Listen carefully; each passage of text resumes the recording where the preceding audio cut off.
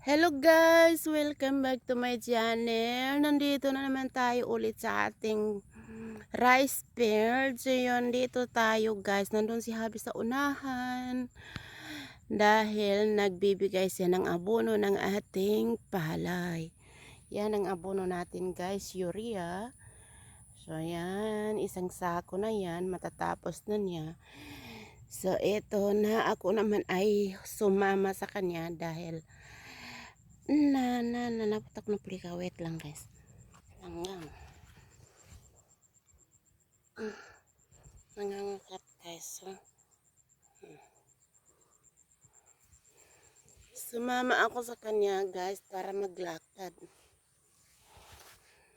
Kasi ini-exercise ko yung aking paa guys dahil namamaga yung aking paa.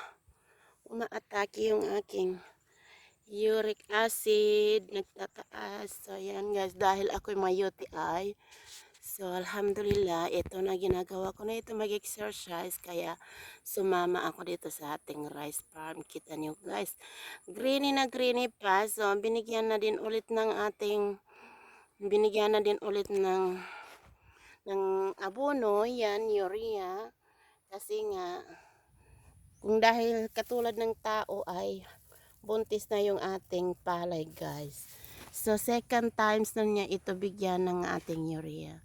So, ayan guys, second times na niya binigyan ng abono. So, can you imagine 3 hektarya guys. So, ilan abono ang nabigay dito.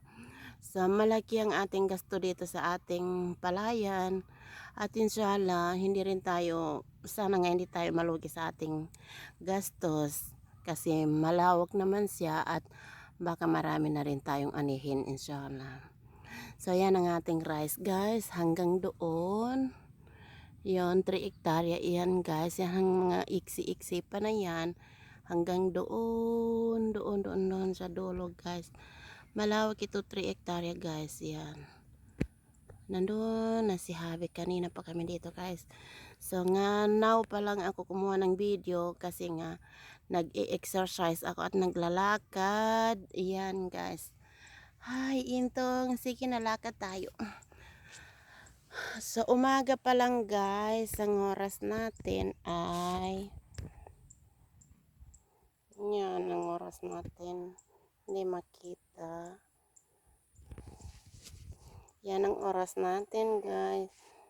Sobra pala itong, ay hindi makita guys, sobra palang alas 8.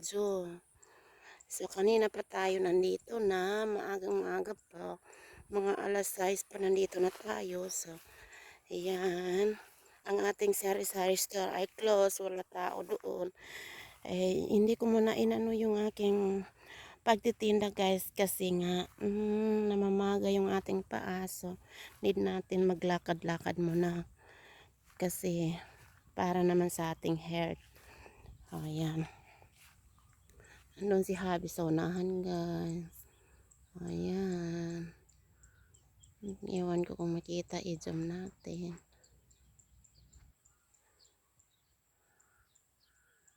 Yun si Habi. Nagbibigay siya ng abono sa ating palay. Ay, hiningal ako guys. Ayan. So, doon sa kabila guys, may bunga na. Hindi na yan kasama sa atin. Sa pinsan namin yan kay So, yan ang kanyang palay hanggang doon. So, ito naman sa atin. Yan. Hanggang doon sa dulo na yun. At ito rin sa kabila natin. Yan.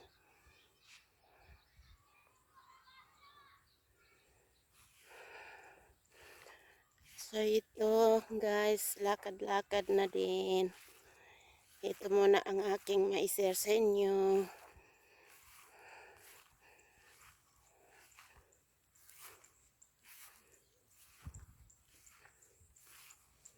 Natakot ako baka mabitawan kong aking cellphone, mahulog sa tubig.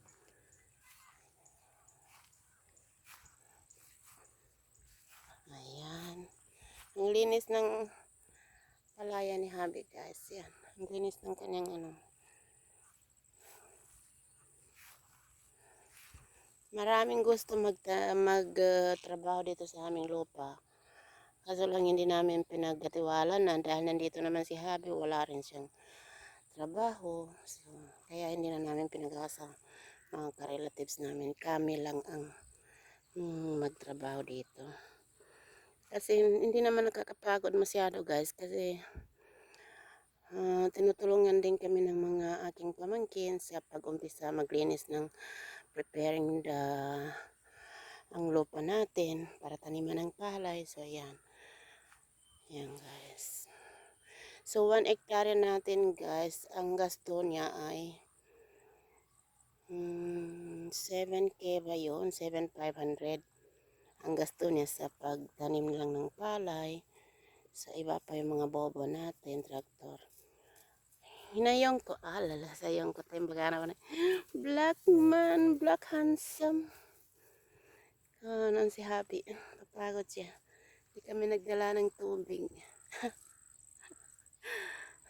Hay. Yun ang eskwela guys. Maraming mga bata doon. Nag-i-enroll na naman sila. So, ayun guys. Maglakad-lakad tayo guys.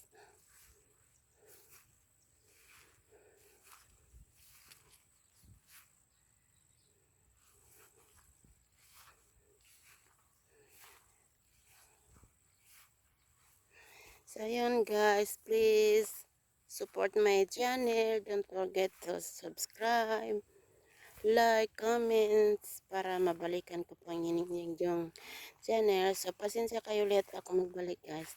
Dahil minsan dito sa aming barangay na walang signal guys. Nawawala yung signal. So, ayun, wala tayong signal. Hindi tayo makapag-internet. So, yun ang problema dito sa baryo. Hindi tulad doon sa Datapaglas na malakas ang signal doon. Siyempre, poblasyon doon ay dito barangay lang tayo guys. Ayan. Nandun na si Habi, kinuha yung abono. Ako naman ay hinihinga. So, ayan na natin ang ating video guys. Please, support my channel. Sobra na itong isang taon, hindi pa tayo na monetize. O problema pa tayo, marami tayong copy strike dahil sa pag-a-upload ko ng mga video na hindi ko ginawang video tulad ng mga kanta na yan na Hyundai. So mga copyright sa mga wedding party, kaya yung anak ko ay walang masyadong video kasi nga yung music, mag-copyright tayo sa music. So, yun. Thank you for watching. See you for my next video. Bye-bye.